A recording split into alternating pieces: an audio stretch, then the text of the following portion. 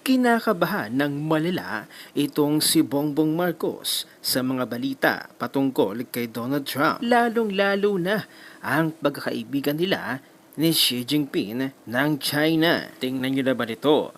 Trump says he'd rather not put tariffs on China. At heto pa, Donald Trump says he and Chinese President Xi Jinping have agreed to do everything possible to make the world more peaceful and safe. Ano ka na ngayon, BBM? Ang itinuturing mong kaaway na si Xi Jinping ay kaibigan talagang matalik ni US President Donald Trump. Walang-wala ka kay dating Pangulong Duterte noon. Nakikipagkaibigan sa iba't ibang bansa. An open letter to our future leaders of a revolutionary government. Dear President Rodrigo Duterte and leaders who will guide us, the Filipino people stand at a crossroads. Our nation, once filled with promise, has been repeatedly betrayed by a system that no longer serves its people. Corruption runs deep in our institutions. Justice has been silenced, and our sovereignty is being compromised. It is clear that the time for incremental reform has passed. What we need now is a revolutionary government, one that will dismantle the old system, restore justice, and build a nation that truly works for its people. We have a broken system. Our Congress, instead of protecting the Filipino people, has become a den of self-serving politicians living luxurious lives while millions go hungry. Our judiciary, meant to uphold justice, has been rendered powerless against systemic abuses. The military and police, once the guardians of the people, have been used as instruments of political survival and repression. Even worse, the Constitution, which should protect our rights, is being blatantly disregarded.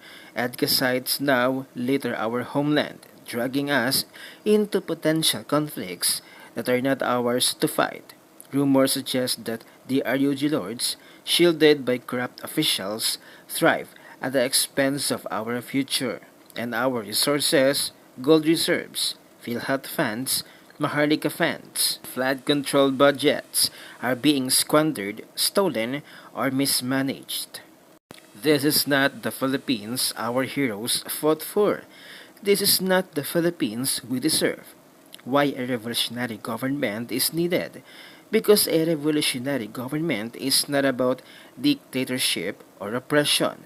It is about giving our nation a fresh start. Under such a government, corrupt and abusive officials will be held accountable and justice will be served. The loopholes in our Constitution will be closed, ensuring that no leader can exploit it for personal gain again.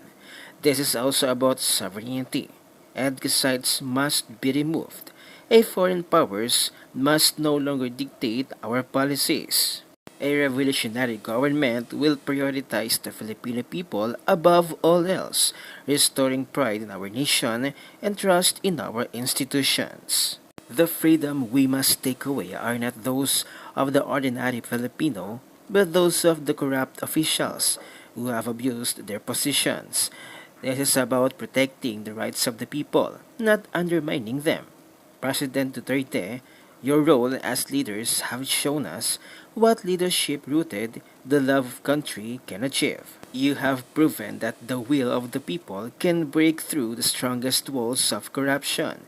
Now, we look to you and other patriotic leaders to guide us through this next critical step. A revolutionary government will need strong, ethical leadership. Leaders who will act not for themselves, but for Filipino people. It will require transparency, accountability, and a clear roadmap for transitioning back to a constitutional government once the foundations for reform have been laid. You have the power to inspire and mobilize the Filipino people. You have the wisdom to guide us through the challenges ahead. Most importantly, you have the trust of millions who believe in your vision for a better Philippines. The time for hesitation is over. We, the Filipino people, call for unity and action, and we are ready for change. We stand united in our desire for a government that works for us, not against us. We call on you, our leaders, to rise to this challenge and lead us toward a brighter future. This is not just about rebuilding our nation. This is about reclaiming our dignity, our sovereignty, and our identity as Filipinos. Together, we can show the world that we are a nation of courage, resilience, and unwavering resolve. We are ready to stand with you, lead us, guide us, and let us build the Philippines we have always dreamed of, a nation that truly serves its people. With respect and hope, a Filipino ready to fight for change. At ipinamukha naman ni Mr. Wiltoker na dapat ganito ang ginagawa niya.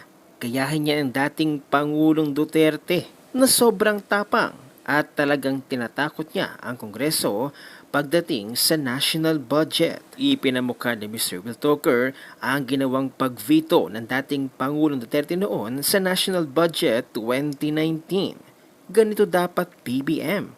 Huwag hihina-hina. Huwag basta-basta pipirma. Darito ang full video, panoorin natin. Ganto dapat BBM. President Rodrigo Duterte threatens to veto the 2019 national budget if he finds anything illegal in it. The chief executive says he's still studying the proposed 3.7 trillion peso spending plan. The budget was submitted to the president late due to a prolonged wrangling between the Senate and the House regarding alleged insertions. Ang budget kasi submit lang, I have to sign it pagdating ko, pagbalik ko pa. Pinag-aralan pa, galing budget to the office of the president. The office of the president is not the budget. So, ang legal ko magbasa uli. Ngayon, pagka talagang tagilid yan, I will outright veto the entire budget. Boom! Boom! Kaya mo yan? Kaya mo yan! PBBM? Ganyan dapat ang isang presidente. Double check. Tapos pag may kahina-hinala, hindi itutuloy.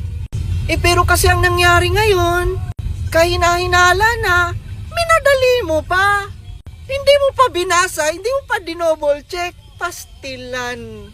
Wala ka talaga sa kalingkingan ni Tatay Digong. PBBM, wala ka talaga sa kalingkingan ni Tatay Digong.